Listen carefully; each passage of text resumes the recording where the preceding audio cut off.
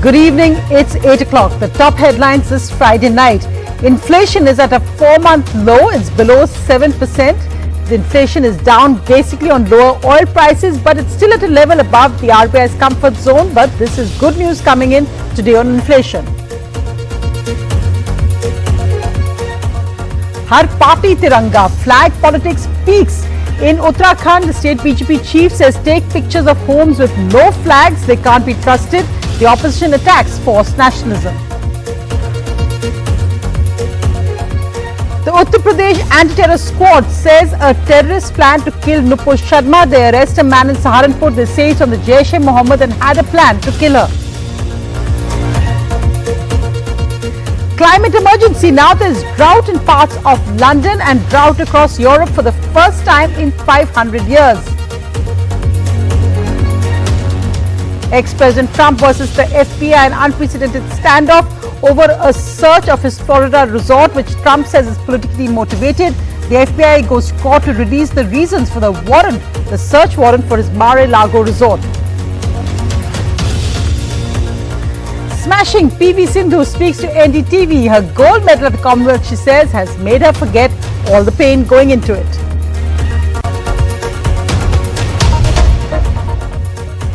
So our lead story tonight is tracking those inflation figures. Priyanshi, what's the latest? Some good news here. Inflation rate has cooled to a 5-month low, to a 4-month low in the month of July. Now, what's the new rate? Inflation rate has fallen down to 6.7% in July from 7.01% in June. In fact, the rate has fallen for the third straight month. It went down in June and May as well. Now, this rate is the lowest that we've seen since March 2022.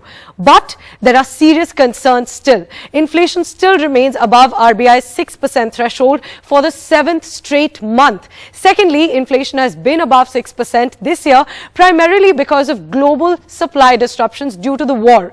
Before this, if we get you an example, last year in July, the inflation rate was 5%, close to that figure. So compared to that figure just a year ago before the war, inflation is still really high. Third, inflation for fuel and light is rising. It went up from 10.4% in June to 11.8% in July, though inflation for food and beverages has in fact gone down. Now, another concerning point is that rural inflation is above urban inflation for the 2nd straight month, meaning that like many other factors, even in inflation, rural India is being impacted more with a higher rise in prices that they're witnessing. Rural inflation is at 6.8%, higher than urban inflation at 6.5%. Now, what could take inflation down even further are lowering crude oil prices. Crude oil prices are down by over 9% in just the last month, and that could help bring down inflation even further. Even globally, we're seeing inflation coming down in major economies such as the United States, but it's also rising in some countries. Thanks, Priyanshi, for that update. But we'll talk about concerns. And today we saw the big controversy over an 18% GST charge on rent. So lots of questions about that. What's the government saying on this? Well, Surya, let's tell you why this emerged in the first place. The 47th meeting of the GST Council in June this year introduced some changes to the GST rates. Now, an 18% GST on house rent was announced, and this created doubts in people's minds that whether their house rents will now get more expensive with this. But the central government has clarified. The centre said that renting of residential units is taxable only when it is rented to a business entity. There'll be no GST when it is rented to a private person for personal use. No GST even if a proprietor or partner of firm rents residence for personal use. So if people like you and me rent a house for living with our family, for our personal use, we don't have to pay any GST on rent. But when a business entity rents a house for business purposes, that will be taxable. That clarification definitely comes as a relief to all tenants.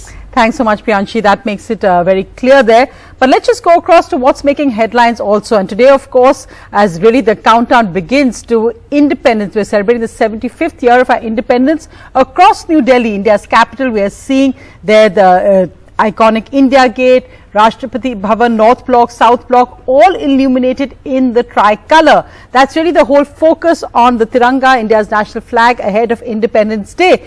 But Akshay, while every Indian is really looking at celebrating Independence Day, this focus has now also become about flag politics, which has come into it. Well, absolutely, Sonia. And before we talk about the flag politics, let's just take a look at the Rashtrapati Bhavan and how beautiful it looks. On various occasions, Rashtrapati Bhavan is lit in different colors, and yes, we are completing 75 years of independence, so it is a special occasion for all of us. Flag politics has started with the Bharatiya Janata Party holding its own campaigns, the Aam Aadmi Party coming up with its own version of campaign, the Congress Party holding Padyatras, holding Tiranga rallies as well. So all of these political parties, while they are celebrating Tiranga, while they are celebrating Tricolour, they are also taking jibes at each other. So that is where the politics has come, and a lot of people are questioning that politics as well. They are saying that when Tricolour should be uniting everybody, every Indian, it shouldn't become a political tool for the political parties. For example, when we talk about Telangana government plans to distribute Tiranga to each and every household. The Bharatiya Janata Party, the central government, in fact, is planning to hoist at least 20 crore tirangas across the country. That is one of the goal that the government of India has.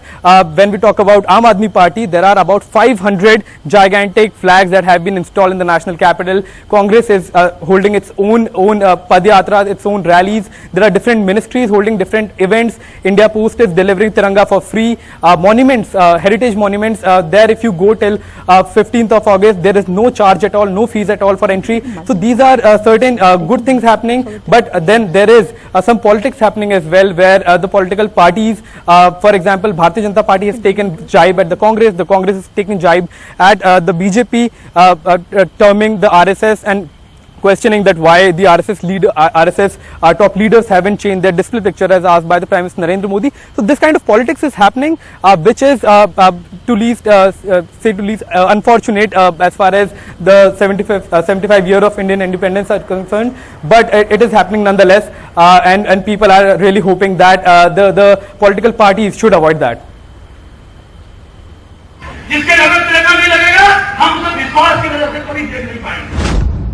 A political row by the BJP chief of Uttarakhand ahead of the launch of PM's Har Ghar Tiranga campaign. Mahendra Bhatt first demanded pictures of those houses which don't have the tricolour. Then after an outcry, he attempted a clarification.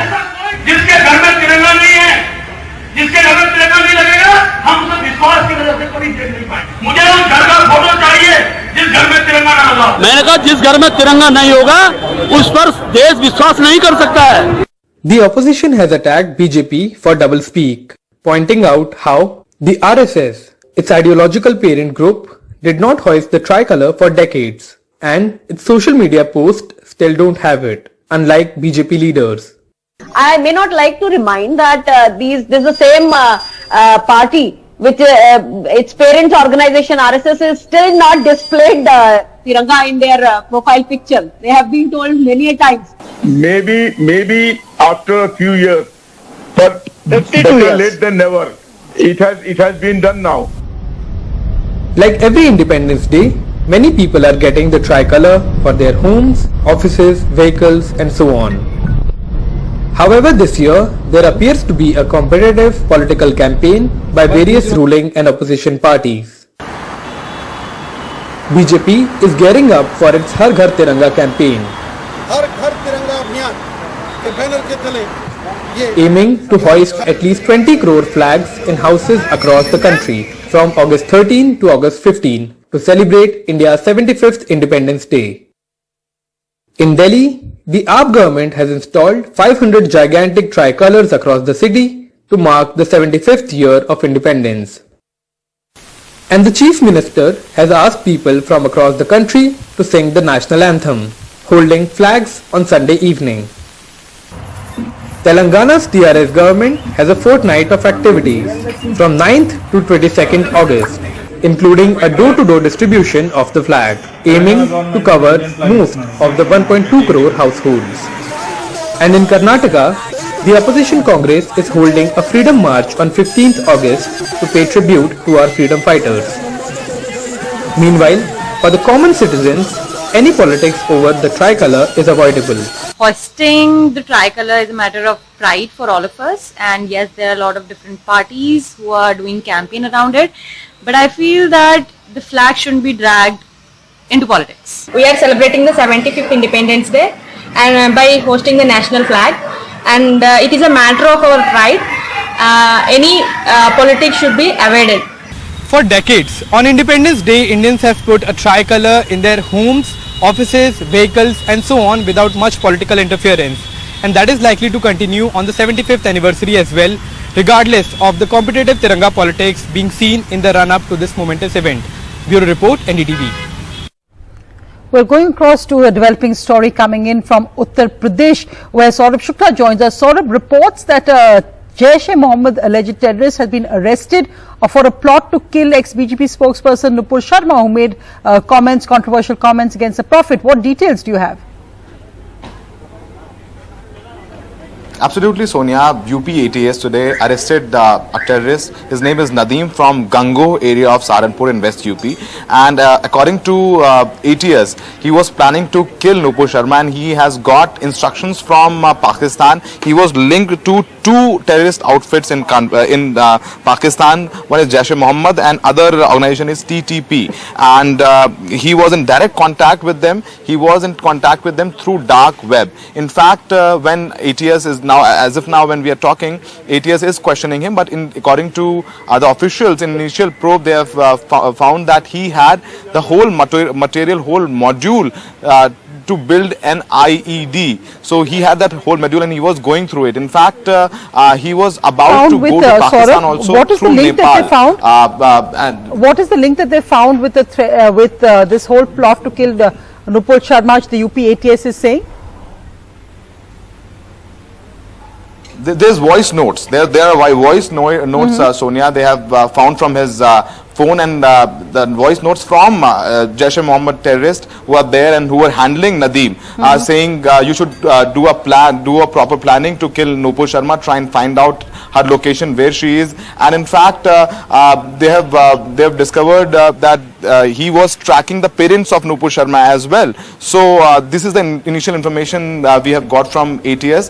They are questioning, and ATS will come up with more information tomorrow. In fact, it is very important also, Sonia. 2 days back, UP ATS had arrested an IS recruitee in Azamgarh, and who was planning to kill a senior leader of RSS. This is the second terrorist they have arrested. As of now, Nadeem has been questioned, and tomorrow ATS is going to do a press conference, and in that press conference they'll brief more about, but there are voice notes where he got instructions from Pakistan to plan and kill Nupur Sharma as soon as possible. Sonia. So that's worrying news coming in there. Remember, this comes just days after the Supreme Court ordered that all FIRs against Nupur Sharma be clubbed with the Delhi police because of the threat to her life and liberty. And of course, this comes as Nupur Sharma is herself under security and at an undisclosed location for her safety. So really a very worrying incident there and arrest there. Let's see what the UP ATS says tomorrow. Thanks so much, Saurabh, for that. Let's go across now to international news. Well, every day brings us more proof of the climate emergency the world is currently going through.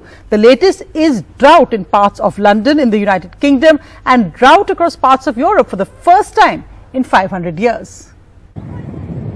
London is set to witness an even hotter weekend, as after discussions on the prolonged dry weather, an official drought in London has been declared and temperatures are set to rise over 36 degrees Celsius. Parts of southern, central and eastern England have now officially moved into the drought status. As Europe faces its worst drought in 500 years, Italy is one of the worst affected, declaring a state of emergency for areas surrounding the River Po, which accounts for more than a third of the country's agricultural production. France, Spain and Portugal have also been severely affected. Well, the other big international story is, of course, the standoff between the ex-US President Donald Trump and the FBI over a search they wanted to carry out at his Florida resort for what is seen as hugely classified documents. Donald Trump has now said that he would welcome them going to court to release the reasons a warrant was actually given to the FBI. Donald Trump's run-in with the FBI just got weirder, taking his US presidency years to a new low. The big question is just what was the FBI when it raided his Florida Mar-a-Lago property? That I'm always concerned. The Washington Post has reported that they were looking for documents of national security, including on nuclear weapons. While that hasn't been confirmed nor denied, the US Attorney General has unusually spoken out on this and ongoing investigation. The big question is, did Trump take secret documents when he left the White House? The department did not make any public statements on the day of the search. The former president publicly confirmed the search that evening, as is his right. The department filed the motion to make public the warrant and receipt in light of the former president's public confirmation of the search, the surrounding circumstances, and the substantial public interest in this matter. Now, Trump has supported the top law officer's move to make public the search warrant, as well as a list of what was seized, but for entirely different reasons. He's been claiming that the raid is politically motivated. Not only will I oppose the release of documents related to the un-American, unwarranted and unnecessary raid and break-in of my home in Palm Beach, Florida, Mar-a-Lago, I'm going a step further by encouraging the immediate release of those documents, is what Trump said in a post. Trump supporters condemned the search. They came out on the streets with flags. Some went on to threaten the FBI on social media. This is Divya Vadva for NDTV. Let's see how the latest Trump saga unfolds, as he is getting Republican support on this matter as well. But going across to some sports news, and PV Sindhu, the big champ at the Commonwealth Games, has told NDTV that, well, her gold medal made her forget all the pain. PV Sindhu, for speaking with us on NDTV today. This is your first ever Commonwealth gold, despite that injury that you were nursing. How does it feel? Well, it feels really nice, and of course it was a much weighted one. I can say that I've completed the sequence now, so happy that I won.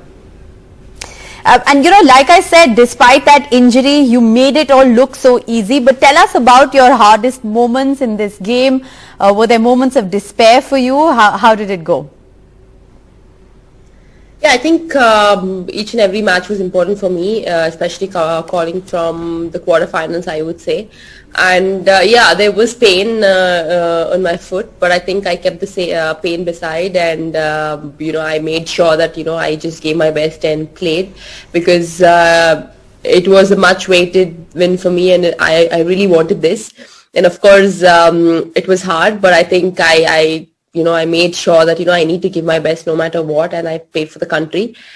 And well, it was not easy, because when I say it was not easy, because I had Malaysian, I had Singapore girl, and then of course Lee Michelle in the final. But overall, I think it was very important for me to be focused from the first point and give my best, because even they were playing well, it was not like there were easy matches. So it was very important for me to be focused all the time and give my best.